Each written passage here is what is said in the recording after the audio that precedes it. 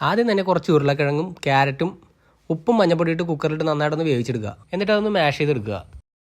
അത് കഴിഞ്ഞ് നമ്മുടെ പച്ചമുളക്, വെളുത്തുള്ളി, ഇഞ്ചി ഇതങ്ങോട്ട് അരിഞ്ഞെടുത്തോളുക. പിന്നെ കൂട്ടത്തിൽ കുറേ സവാളയും. അടുപ്പത്തേക്ക് ഒരു പാൻ വെക്കുക, കുറച്ച് വെളിച്ചെണ്ണ ഒഴിക്കുക. വെളിച്ചെണ്ണ ചൂടായി വരുമ്പോൾ അതിലേക്ക് കുറച്ച് ഉഴുന്നിടുക. അതൊന്ന് മൂത്ത് വരുമ്പോൾ കുറച്ച് വേപ്പിലയും പിന്നെ അരിഞ്ഞ് വെച്ചിരിക്കുന്ന സാധനങ്ങളെല്ലാം വാരി അങ്ങോട്ട് ഇട്ടോളുക. കുറച്ച് ഉപ്പ്, കുറച്ച് മഞ്ഞപ്പൊടി ഇതിട്ട് അങ്ങോട്ട് ഇളക്കിക്കൊള്ളുക. ഒന്ന് മൂത്ത് വരുമ്പോഴത്തേനും കുറച്ച് അങ്ങോട്ട് വെള്ളം ഒഴിക്കുക.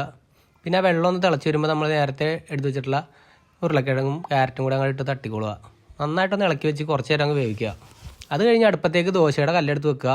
പിന്നെ ദോശമാവ് അങ്ങോട്ട് പടപടാന്ന് അങ്ങോട്ട് ഒഴിച്ചു കൊടുക്കുക. എന്നിട്ടൊരു പരത്തങ്ങോട്ട് പരത്തുക.